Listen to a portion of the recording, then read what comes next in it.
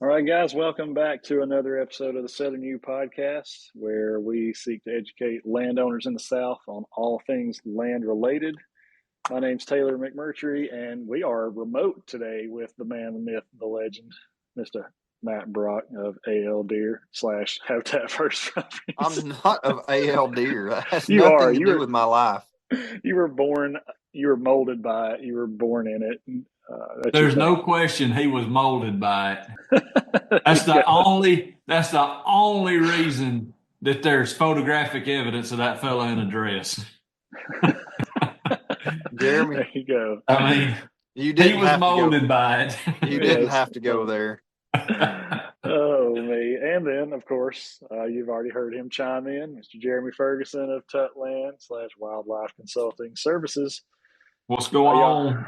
yeah, man. How's it been? I feel like we haven't gotten together and shared stories and shot the bull in a while. Well, if you and Dane Brock would keep you youngins from passing around flu and Dude, I'm telling strep you. throat and COVID and everything else that I'll leave out, my gosh. Y'all's batches of Word. kids stay sick. They do. Yep. You We just are gonna have to keep them finally. in a bubble. It's that time of year. Yeah. I know it. Well, yeah, it's of course we're rocking on here in deer season. You guys have both had your share of blood on the ground here recently, and Hmm. Jeremy put a good one on the ground, which is kind of crazy that he spent That's 3 weeks in. anomaly. Well, they spent 3 weeks in Kansas to guide out there in the land of giants, but has to come back to Alabama to knock one down. So, it's Yeah. like, Well, look, as funny as that is, I dreamed every night that I was in Kansas about the deer in Alabama. really. I wasn't even. I don't want to say I wasn't excited to be in Kansas because I always am, but the weather was terrible. I just soon not have been there with the type of weather that we had. And we still knocked off some great deer, had some good times, some buddies killed some dandies. A couple of 180-inch deer, but Mhm. it's I just do not enjoy it out there when it's 70 degrees. I don't Yeah. enjoy it anywhere when it's 70 degrees in deer season. Nah, Yeah. not really. But yeah, No, look, I've already packed all my stuff up. done for the year, huh? I will. I've got the Darton still out, and I'm banjoing with it every few days because I got to get over there and uh, really thump some does here in the next few weeks to help with our management goals. We don't have an overpopulation, but we are not far from it, are we? No, not far. I need you over here killing a few. Yeah, that's the thing to do. Sling Yeah. arrows. It's always fun. Yep. That's it. Yep. Sling arrows out of those Dartons. That's Mm-hmm. right. That's right. Yeah, before we jump in today, first off, I guess by the time this will go live and stuff, we won't have another episode before Christmas. So, Merry Christmas to all of you that are out there listening. Merry So, Christmas. Yeah, Merry Christmas. it's crazy that it's already here. I feel like this, the second half of the year really just flew by. Got into hunting Your parents season. and your grandparents always tell you how fast time goes the older you get. They weren't lying. They were not lying. It No, moves by the blink of an eye at our age now. It's more apparent every day. And one realization that I came to this morning, I was removing a lock-on stand to take with me this weekend, and I mean, I don't guess I've ever had a near falling experience, and I didn't today either, but I did at least realize I'm not as young as I used to be when doing this. I'm not as agile, as flexible. Nope. It's just not what it was a couple of years ago. Oh no. Look, I say we've all done it. I guess we all did. I know I did. And back then hunting with Cody, who y'all all know, I mean, we running through the woods, very little care about being safe as far as, I mean, firearms and archery equipment is different, but climbing trees and hanging tree stands and things like Mhm. that, a safety harness didn't even enter the picture. And I fell out of trees. I've watched him fall out, but you fall out the wrong way and it can be the end of you. And of course, the older you get, 10 feet down feels like 30. Mm-hmm. Yeah, that's it's funny because I never ever. I mean, like you said, the thought of wearing a harness never entered my mind until I got married, and especially when we had our first kid. It was like, all right, man, are you? Could you live with yourself if you fell out of a tree stand and died or were paralyzed Yep. or something like that, and left your kids here, your wife here, because you were just too stubborn to put on a harness? Like, just do it, man. So really, from then on, I just Well, see, totally safe. Like, I guess I'm different than both of y'all. I have wore a harness ever since I was a kid. Well, that's because you're not smart enough to hang on to the tree limb No, I'm like a monkey. I am like a monkey in a tree. in a tree. In a tree. Yeah. Not out of the tree, just in the tree. that's funny. Yeah, my realization came. I came to that conclusion when we got Ugly Dog. Oh yeah. I couldn't leave him without a proper guardian. Oh my There you gosh. He's go. got No, May. no, really though. I started wearing one when I got married. Yep. Same deal. Of Like I just couldn't live with myself, but course, but I'm sure you three or you two are like me. You're probably worth more dead than you are alive anyway. Probably. yeah, yeah. My dad has the running joke that with with my stepmom. It's like, oh, I'm worth a lot more alive than I am dead. So I don't want to give her any reason to kill me. So, but anyways, yeah, we're about to jump in here. Before we do, just want to say Merry Christmas, and also want to let you guys in if you don't already know this. I know we don't do a good enough job talking about this like we should, but we are on the OKS Podcast Network, and there's actually it's really wild how things have grown on that network over the last calendar year, really. But there's some really really cool shows on the network, and you guys owe it to yourself. Just check them out. Of course, not all of it is Southern content, like stuff that we're doing, but um, the OKS Hunter, which is Eric Clark, he's got some really cool stuff going on there. I just love the ideas. They're not. They always say they're not good hunters. They're not bad hunters. They're just okay. And so I think that kind of resonates with a lot of people and with us too. And then also Zach has the OKS Trapper, and so if you're into trapping, fur trapping, that sort of stuff, Yeah. he actually wrote a book too. If you guys have ever checked that out, it's called Turning Feral. I don't want to give too much of it away, but it's my understanding he was in kind of the corporate business world and kind of got tired of that life and said, "I'm gonna." Somebody took him on a hunt and showed him how to set a foot trap and said, you know what? I think I'm gonna do this. I'm gonna go feral. I'm just gonna like go live in the mountains somewhere and fur trap and stuff like that. Uh, So, anyways, go check him out, dude. He's got and he's actually interviewed some really cool people too. I think he's had one with Fred Eichler and a few other guys too. But anyway, Look, just check out there's some great trappers out there, and I mean he's no exception. But you can consume a lot of information just from books, YouTube, things like that on trapping to get started because we need them. The fact of the matter is, you're not going to make any money off furs in the South anymore. You can just forget it. But no. other, trapping for wildlife management, other purposes, still pretty dang popular.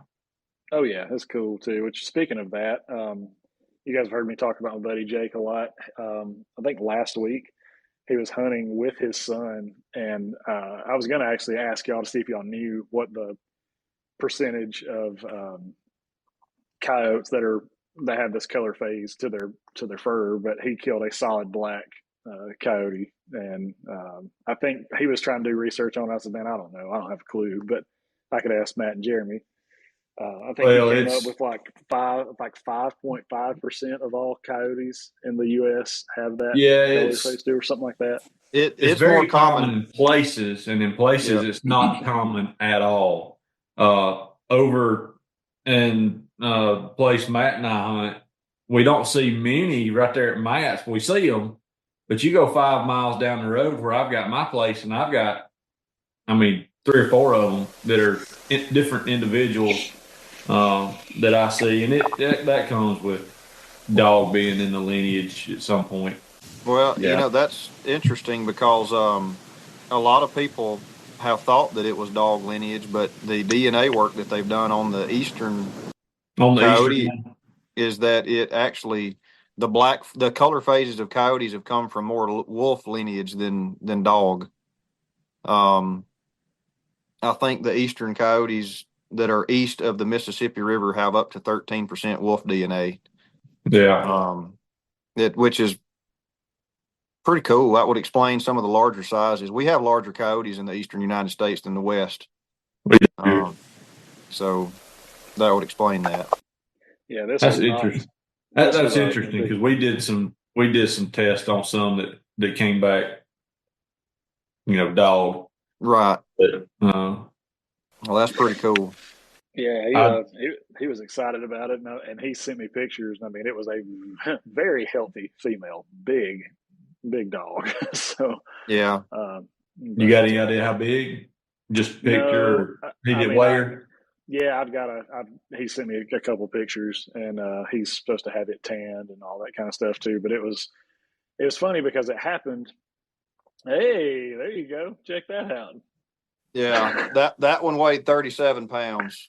Dang, that's a big dog. That's a good one. Yeah, Yeah. It was a he big one.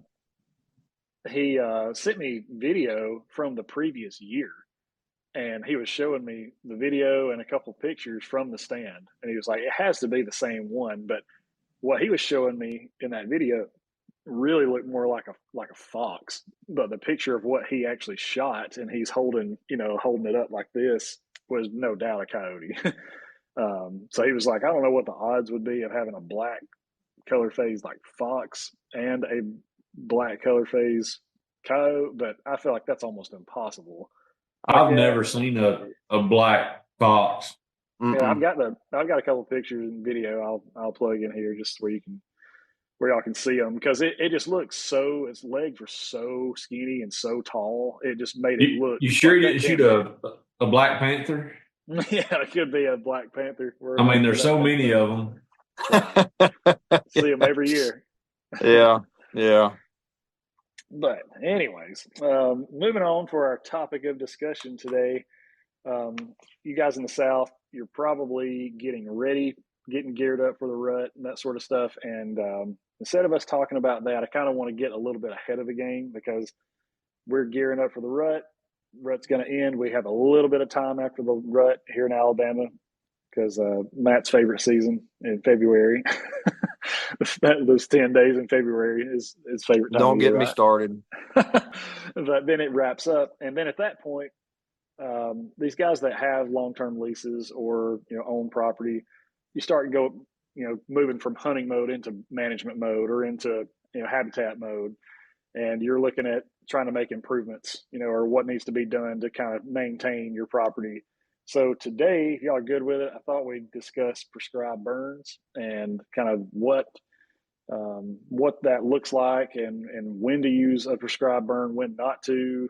Just kind of spend some time talking about that, because it's going to be coming up really soon, and people will You be looking. always use a prescribed fire. That's when. Always. Always. Okay, well, that's question number one. So we can move Wrong. on. Huh? Wrong. Oh, sometimes Oh, we use wildfire? No, sometimes Oh. you don't use fire at all. sometimes fire uses you. Yeah, well, Oh, sometimes there's too much risk involved. Oh yeah. that's true. Yep. That's We true. look. I've turned down the same burn in Coleman County. I think the last 3 years in a row now. It's Mm-hmm. got big U.S. highway on the south side. On the north and on the east side, it's got two monster chicken farms. Oh And gosh. on the west side, it's about 2 miles from the hospital. Oh Yeah, no, thanks. not That doing one, that one. that one will never ever be burned. I'm sorry. I dropped my dang lid from a drink. Now I'm gonna turn it over on me. Maybe Well, not. just make sure you do it on camera. Well, that's all right. But yeah, 90% No of the thanks. time or 99, you use fire. There's occasions where you don't. Well, let's talk about that for a little bit. I've got is actually on down the list, but I want to move the question around. Like, how do you know what you should burn or what you shouldn't? When you've got your property. Let's just say it's a nice round number is 200 acres or something. I don't know. How much of that needs to be burned? How much of that needs to be left alone? How much of that needs to be, if you've got, let's say, Yes. some sort of, like burn it all, cut it all, Just like, just If yes. if it's not underwater, then burn it. I'm burning it At at some some point, point in yeah. time. Yep. Yeah.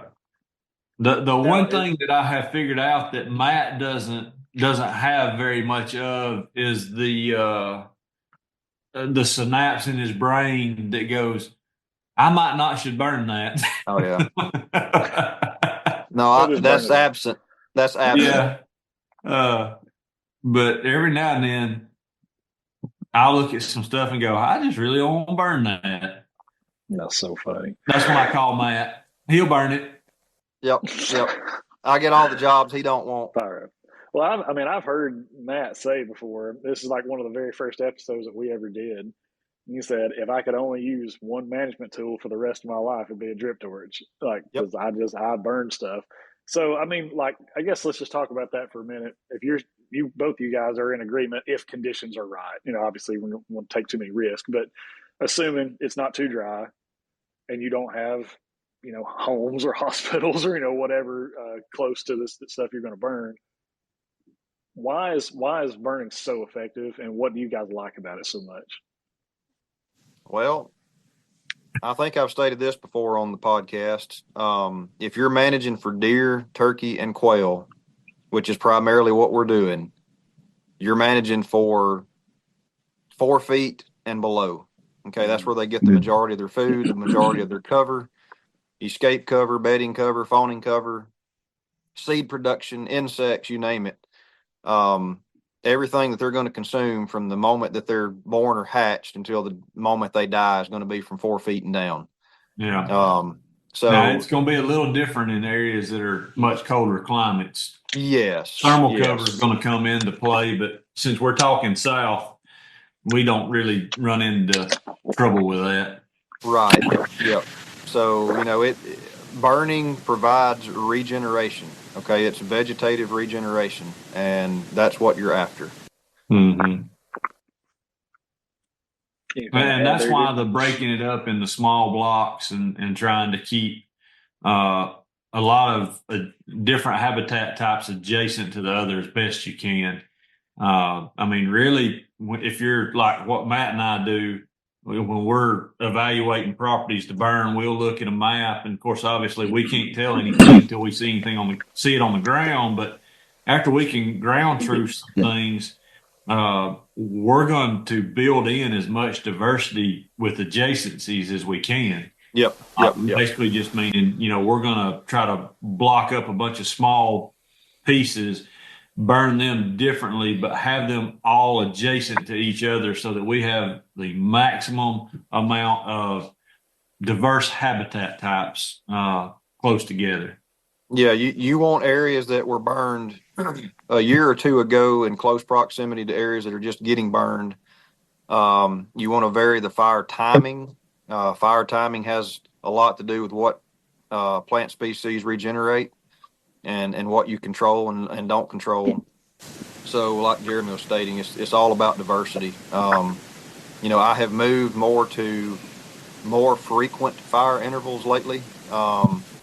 I used to burn some tracks on a 3 to 4 year rotation, but I have pretty well moved most everything to 2 years now. Because if you're looking at the greatest benefit for the most species, you don't want to go more than about 18 to 24 months between burns.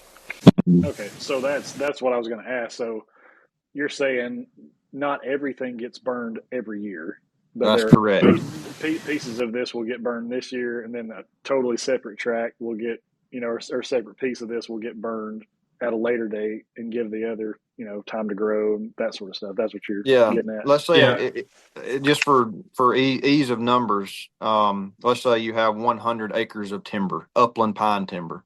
Mm-hmm. I want to burn about 50 acres of that one year and about 50 acres the next. But now that doesn't mean I'm going to burn a 50-acre block. I may or may not. Mm-hmm. But I may burn 25 acres in one area and 25 in another. And then the following year, I'll hit the other two 25-acre blocks. Or I may burn 50 acres in one block and 50 acres next, next to it the next year. But you can really divide it up into as many burn units as you feel comfortable tackling, Yeah. based on the need. Okay. And by burn timing, he was referencing his time of the year. Right. Um, so burning different months, you're going to target controlling and really assisting with some different different species types coming up based off of what time of the year you're going to burn. And now timing can also play a role in the time of the day based off of your fire intensity that you're trying to do. Yep. There's always kind of a magic time period for us.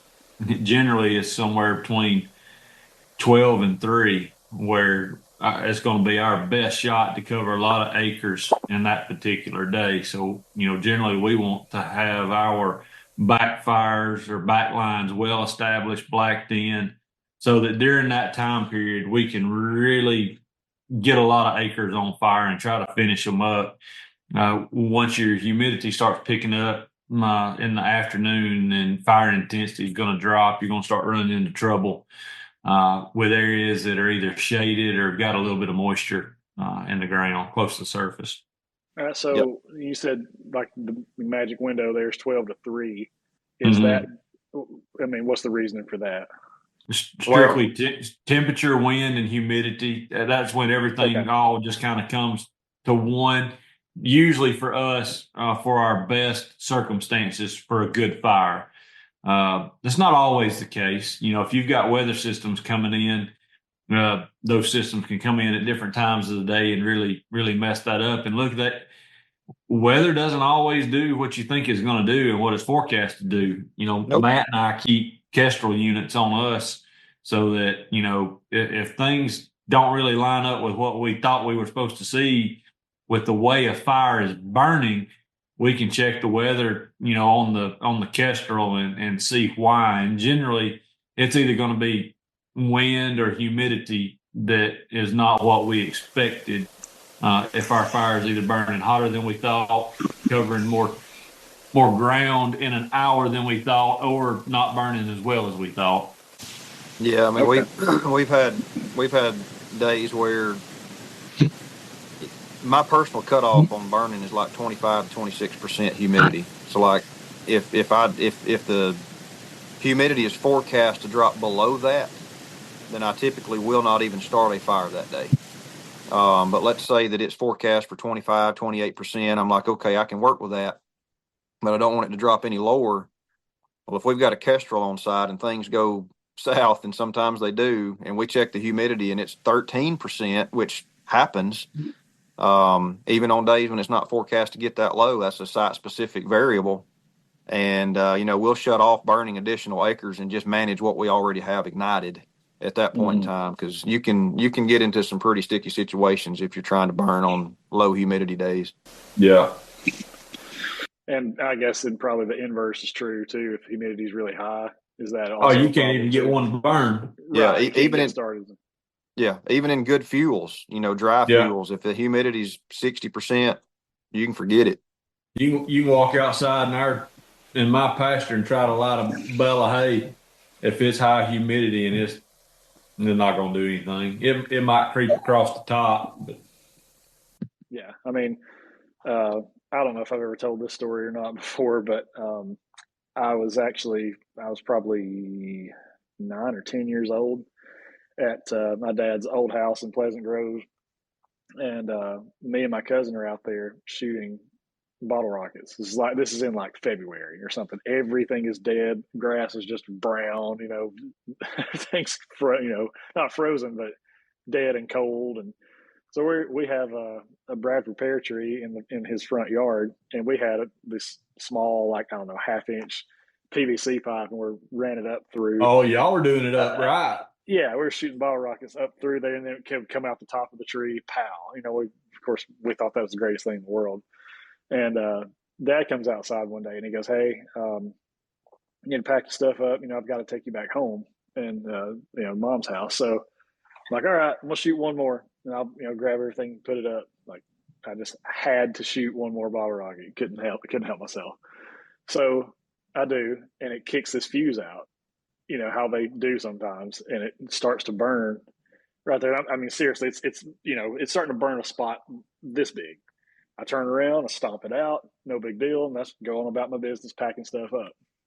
Well, I get everything in this little plastic sack, and I turn around, and all of a sudden, this spot that I had already stomped out that was this is now like bigger than me. It's bigger than I am. And I'm going, oh gosh. So me and my cousin both, we're just stomping this fire the best we can, and it gets away from us. And so I immediately go into panic mode. I run inside and tell Dad, like, "Hey, the yard's on fire." And so he comes outside, he's on the phone, and he sees the whole yard is engulfed at this point. And Jeremy, I don't know if you knew where he lived before, but it's Pleasant Grove, kind of in the back there. If you overlook, you could oversee the Nixon Chapel area from his house. But so he's got a cattle pasture next to him that's not his, and he also is, at this point in time, is a deer farmer. So he's got a deer pen in the front yard, deer pen in the backyard. So we're like, if this fire gets off this mountain, gets across the fence, this whole mountain's going up, whatever. And not to mention his house too.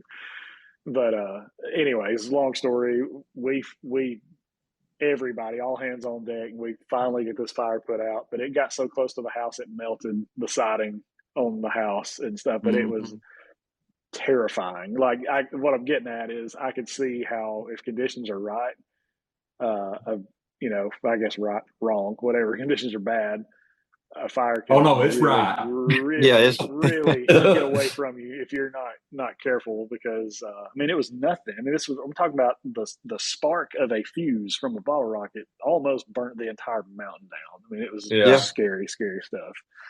So Taylor, have you been to my dad's? Yeah. All right, that field that's on the left, as you're going down the driveway. Yeah. He conned me into burning that about 3 or 4 years ago, and me and Trey and RL had been out burning, and we came in. I was tired, and he said, "Why you got your stuff up? Come burn this for me." And I mean, look, honestly, I was just tired of him asking. I was like, "Fine, I'll come burn it." Yeah. And because I had told him I wouldn't do it, because he notoriously doesn't do a very good fire break, and he didn't then either. And we lit it on fire, y'all. And look, it's a little old pasture, tiny thing. It's 4.5 acres. From the time Trey lit one side, so he ran the length of 4.5 acres.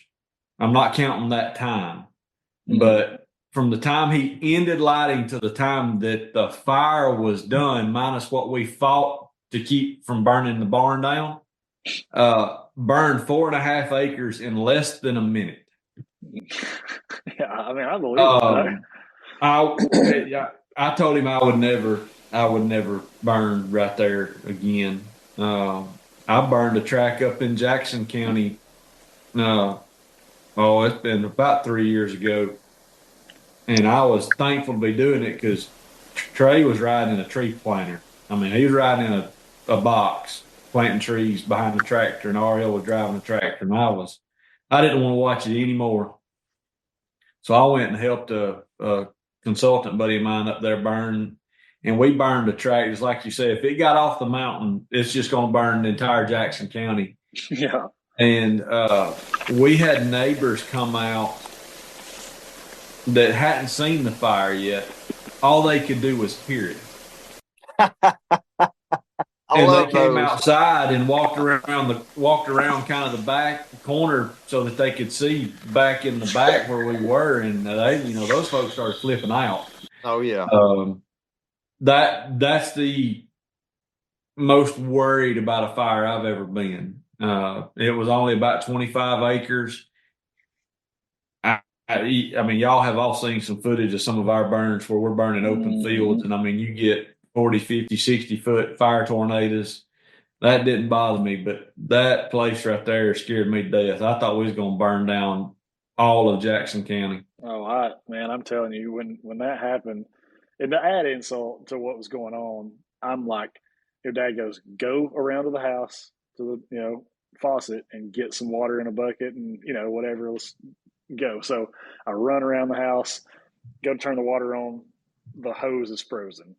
So so okay, so take the hose off, fill this bucket up with water, and I take off running across the yard. And I know, like, by the time I get there, I'm like, I mean, I had that bucket full. I mean, this is probably I don't know, probably a 10-gallon bucket.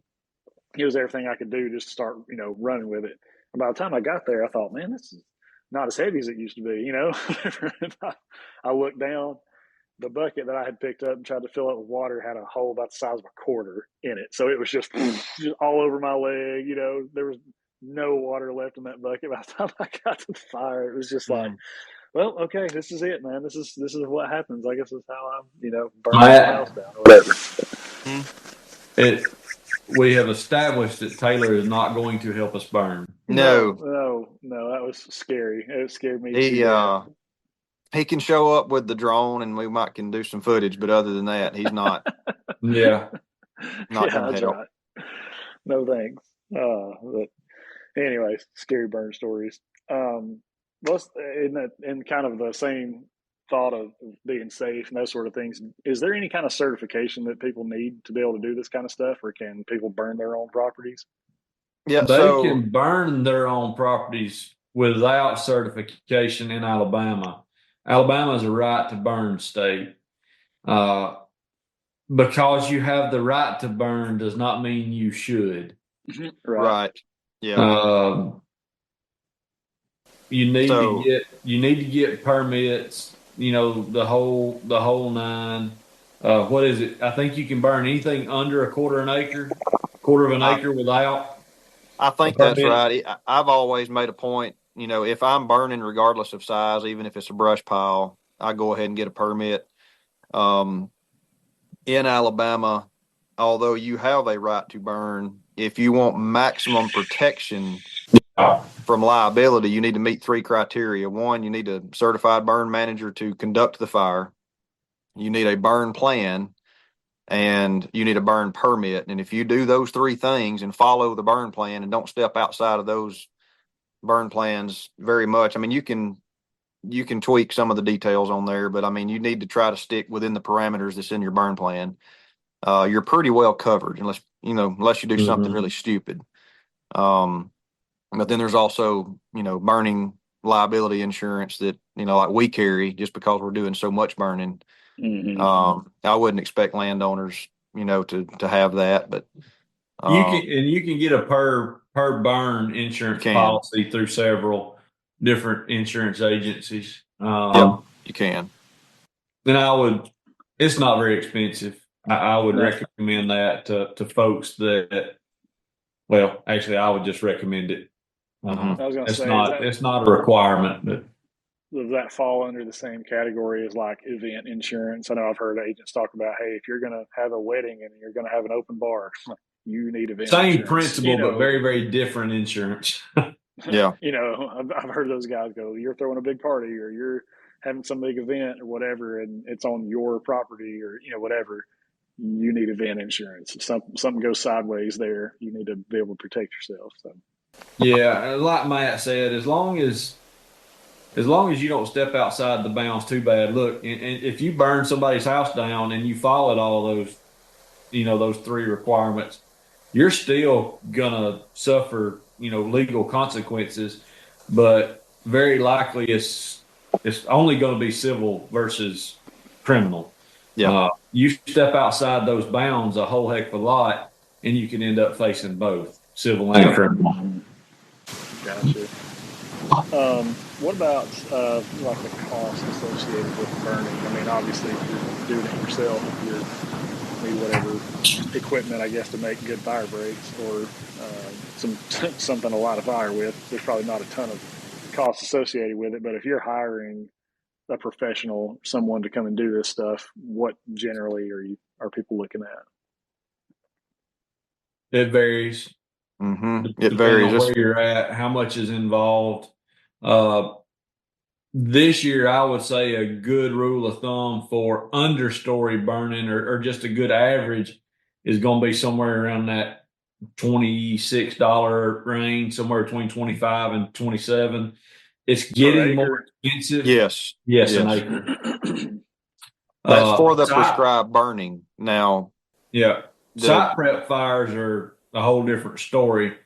Those can be wildly expensive depending on where they're at and what kind of debris you're trying to remove, and if there are a lot of sensitive areas around. I would say we're probably averaging somewhere close to $40 maybe this year. Yeah, it just depends on the site. But yeah, I mean, on the site prep burns, sometimes you have to have additional equipment on site. You have to have more eyeballs. So you're hiring more labor. There's just more costs associated with those. So, $35 to $40 an acre is pretty standard for those. And that does not include the establishment of fire breaks. So, No. if Yeah. you've got a dozer that comes in that's establishing fire breaks, you may be looking at anywhere from $1,500 to $2,000 a mile of brake pushed in, and it could be more, it could be less. It just depends on how tough the terrain is. We put a lot of fire breaks in really hilly terrain with a lot of topography, and it can be a little more expensive. Yeah, we did some here close to home in Gunnersville, and we do everything by the hour. But I think they ended up just to, I guess, correlate it to per foot. After I did the math, it ended up being like 68 cents a foot, which is a lot of folks look at and go, God, that's tremendously expensive, and it is. But we were in terrible terrain, right? I mean, really, just right behind my house. Um, it's tough. Yeah, on flat ground, once you get a fire break established, you can run a disc through there, or do any number of things to maintain it yourself without having to get a dozer to come in every time you want to burn. A The skid initial, steer with a 6-way blade is a yep, wonderful, wonderful machine. yep, Just to run around established stuff. And yep. there are a few other little tools you can use here and there that we've come up with that are pretty doggone successful. Well, and just to be thorough, you're saying, hey, understory fire versus site prep. Yep. I mean, just kind of give people an insight as to the difference between those two things. I mean, obviously, a site prep, you're preparing it for something, but Yeah, I mean, we're site prep. We're preparing to put either some type of grass, ornamental, or timber crop or agriculture crop in the ground after that burn. So we're trying to remove as much debris as possible, and keeping in mind too that in these areas that we work got a lot of terrain. We don't really want to go scorched earth, for lack of better terms, even though it's exactly, excuse me, what it is. I mean, even with the timber company years ago, we swapped our herbicide prescriptions around because after we burned, I mean, it was a moonscape. We were having a lot of soil movement. And in reality, you don't want that. Even though you don't want competition for the trees going in the ground, you really don't want soil movement either. Um, so, so you're saying like erosion kind of yes, stuff? Okay. yes. If I you mean, remove, I have burned some stuff that the glass or the rock that was laying on top of the ground was glass when we were done, mm-hmm, and you really don't want to see that. mm-mm, no, Gotcha. Well, last thing I've got here is just timing. I know you said that there's never a bad time to burn and all that kind of stuff, but as far as like when are people, I imagine there's probably not a ton of burning going on during hunting season, probably not during turkey season or something like that. But I've also heard you guys talk about like the greater good of maybe Burn it. losing a nest or two, far outweighs, far exceeds that, the negatives. So um, as soon as deer season ends, you guys are pretty much wide open burning and stuff. Yeah. But I mean, heck, it's gonna. I don't think burn season's going to end this year because we're still behind on site prep burns, Yeah. and we're going to roll straight from those into understory burns in order to get all of them done this season. Well, look, there's a couple companies out there. I mean, I got a call from a couple clubs that were concerned. There's a couple companies out there starting their understory right now. Mm-hmm. Some big companies. Yep.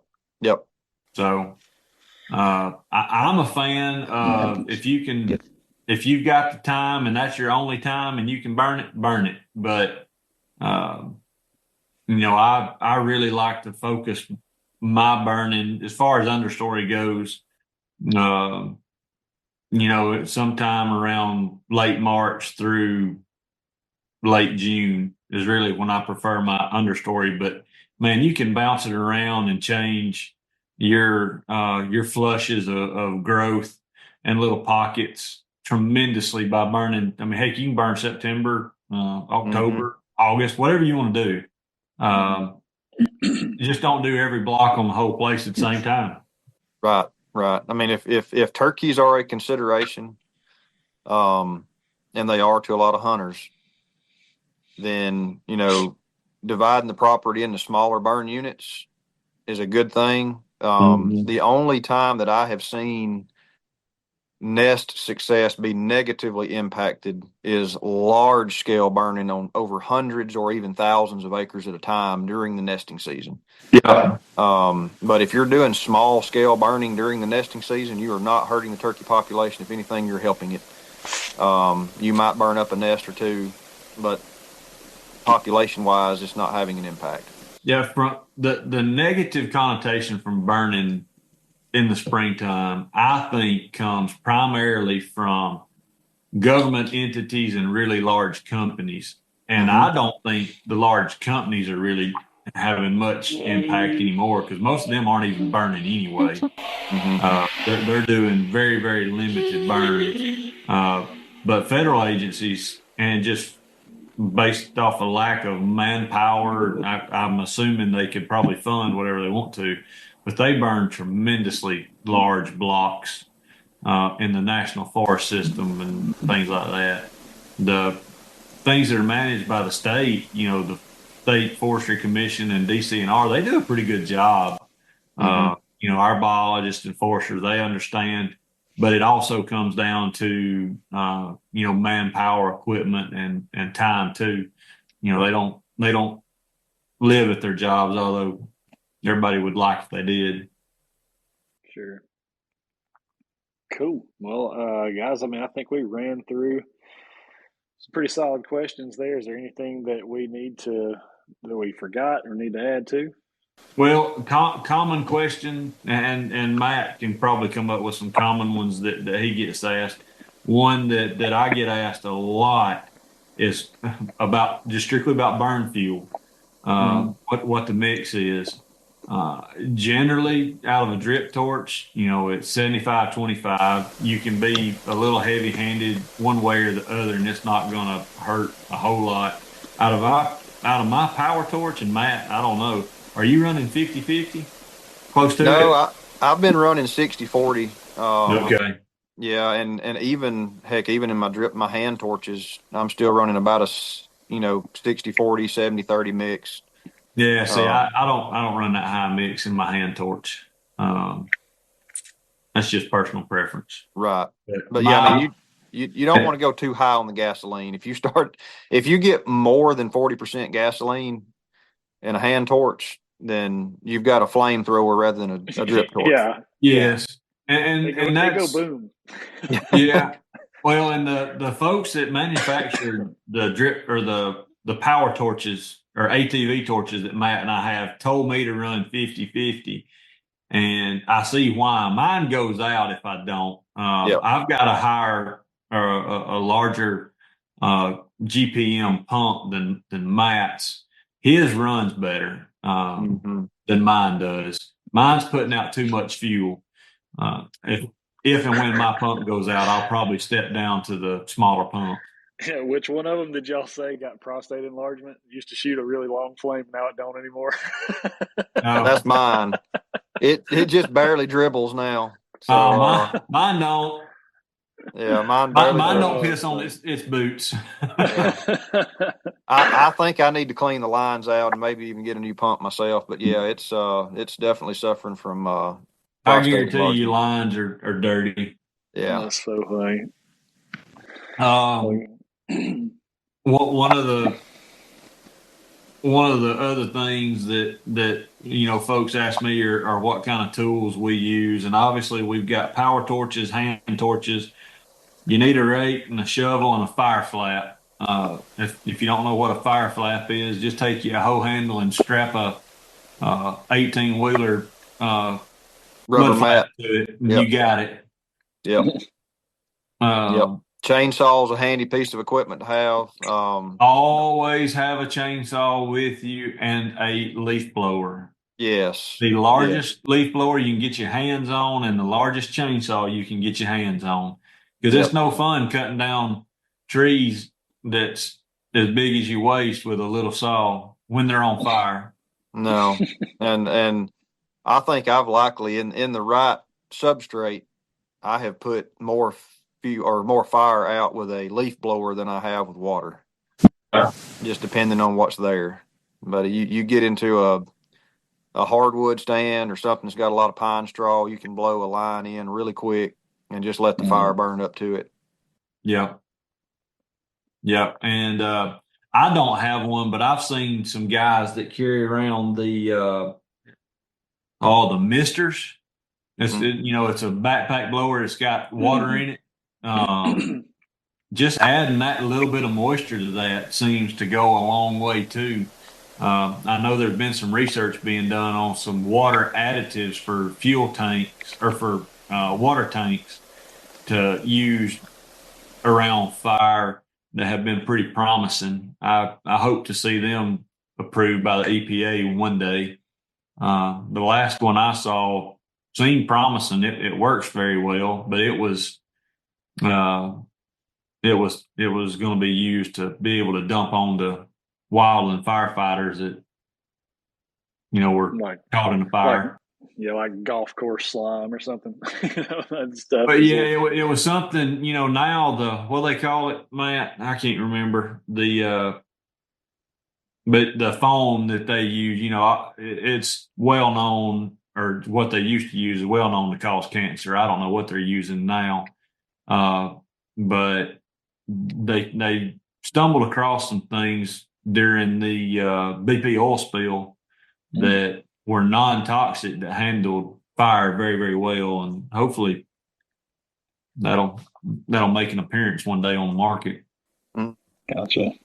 Probably not, because it's probably cheap to make and going to save lives and keep people from getting cancer. So we'll probably never see it on the market.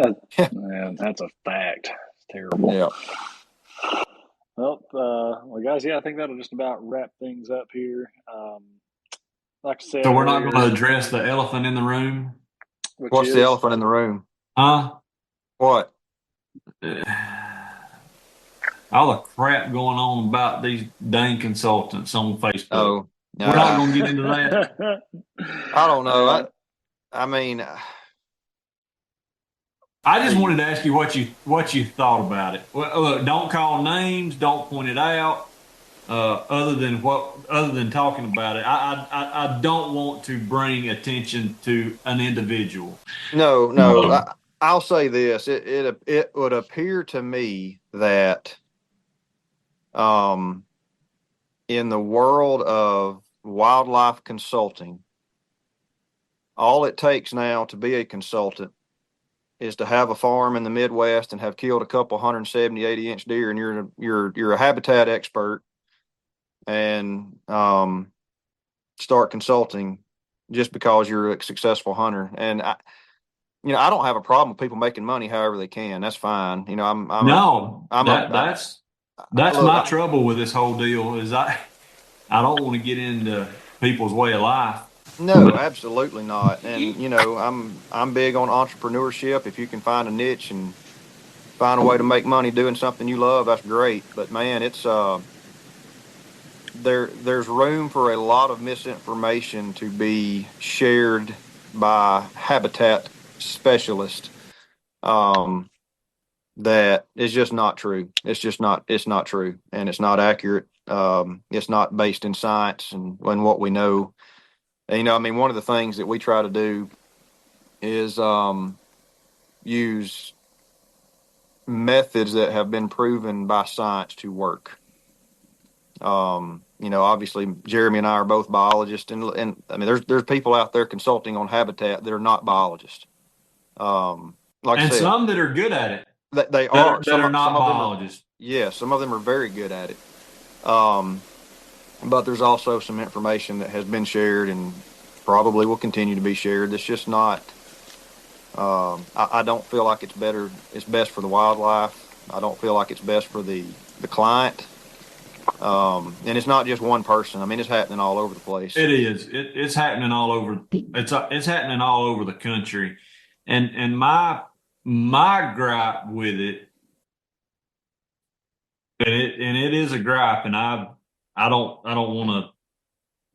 It's going to come across. It's probably going to come across as somebody whining about other people getting work, but my concern is what you mentioned about the client.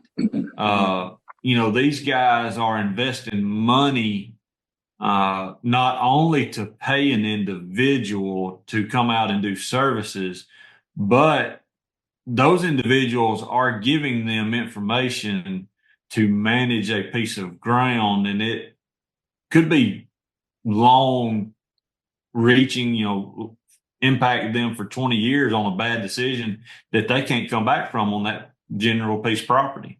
Well, and one of the things I guess I've seen is some of these habitat consultants are consulting in habitat types they're not very familiar with, and Yeah. that I guess that's my gripe, my complaint. Make sure whoever you use that they're familiar with your area, your habitat types. They've managed forest and fields and things that are where you live. Because I've come behind some consultants that made recommendations on properties that just left me scratching my head. But they're not familiar with those habitat types either. So it is what it is. I wish there was a way to limit Regulate. some of that. Yeah. Well, I mean, and look, I don't even know if regulate's a good word. Just be No, cautious. Be it, cautious who you use, because I'm not going to say that some of these habitat consultants, the methods and techniques they're using in their area may work great, but it's not applicable to a lot of southern forest types, and yeah. it's not applicable to southern landowners. And I guess that's all I need to say on that.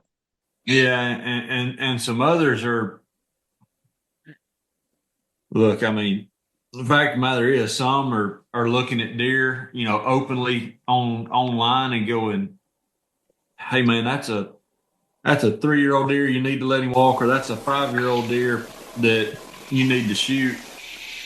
And there's plenty of evidence there that what they're saying is incorrect. Right.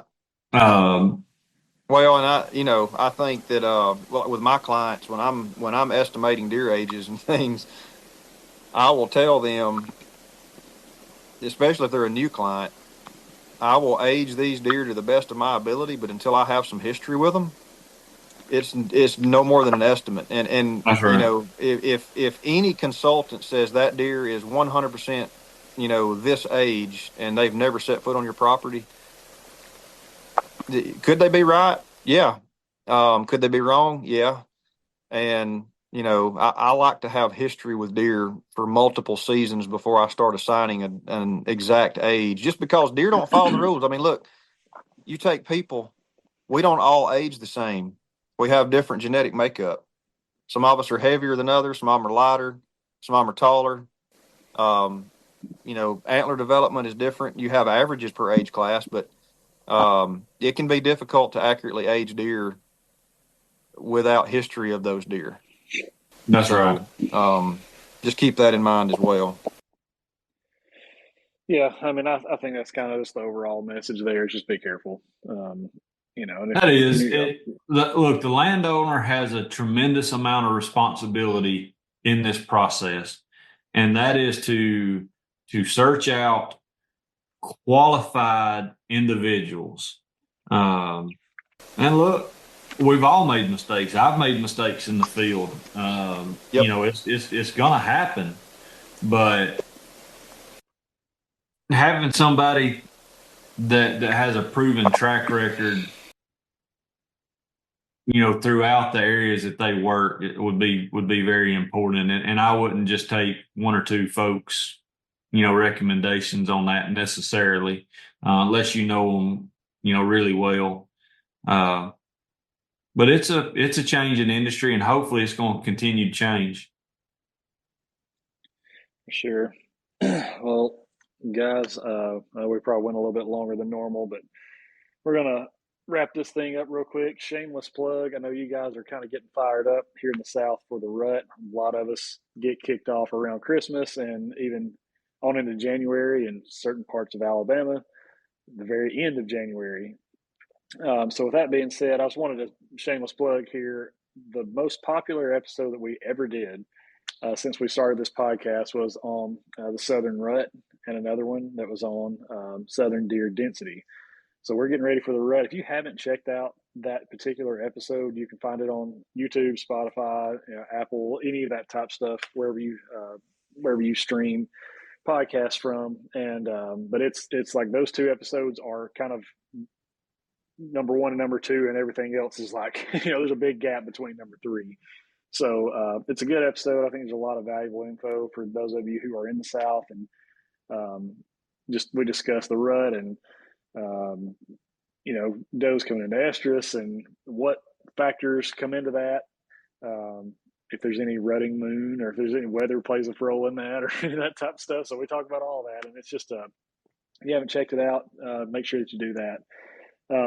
Obviously, we want you guys to like, share, subscribe, share it with a hunting buddy, any of that type of stuff. We have some really, really some pretty good things in the works, some pretty big things that are being developed right now, and we can't really let the cat out of the bag too much, but pretty soon you guys will start to see some stuff from that, hopefully in the next 2-ish months, on what we've got cooking and what we've been working on for about the last, 6-7 months. It's funny because we had ideas that were all separate ideas to all of us individually, and we all sort of brought those ideas to the table, and they turned out to be the same idea. So we're pretty excited about what the future holds, Lord willing. So that either means it's a really good idea or a really, really bad one. Well, that's the whole deal, is that pastor says it this way. He's like, I've never had a bad idea until I told somebody else about it. That's right. That's right. So, this may be a horrible idea, but you guys can tell us if it is or not. But just keep your eyes peeled on all our social platforms. We'll be talking about that as it gets developed. And then also, last thing, Merry Christmas. You guys remember what we celebrate, why we celebrate, and hopefully you take some time to shut down the work mode and all the busyness of life and get a chance to spend some time with your family and reflect on Savior's birth. Man, it's a big deal, and nobody talks about it. Amen to that. So. Amen. And wash your hands, people. Yes, please. And look, if you're sick, stay home. It's just that simple. I don't know why we got to make a big deal out of this. If you're sick, stay home. Right now, as we speak, there are 130 kids out in the primary school at the school that my oldest goes to, because we took a doctor's excuse up there. Like, oh, we don't need that. There's 130 kids out right now. Yeah, didn't their school close or just kind of shut down because they had a lack of teachers, or was that another school? Yeah, it's another school, but it's happened before because they Okay. didn't have enough bus drivers to drive. Yeah. And didn't have enough teachers. Like couldn't get The flu subs. over here is just rampant, and I'm sure. It And is. your boys got the flu, don't they, Matt? They had something. We never had them tested because we don't go to the doctor that much. But they at least Luke, They Luke don't. They wasn't don't feeling take their kids to the doctor because they're afraid they won't let them have them back. That's right. But Yeah. yes. So, anyways, thank you guys so much for listening, and we don't see you before the new year. Happy New Year as well. But we'll Happy New Year. Yeah. have some new stuff coming to you really soon. Thanks, guys. And Yeah. happy hunting. Yeah. That's right. Y'all go kill some deer. It's time. It's fixing to be time.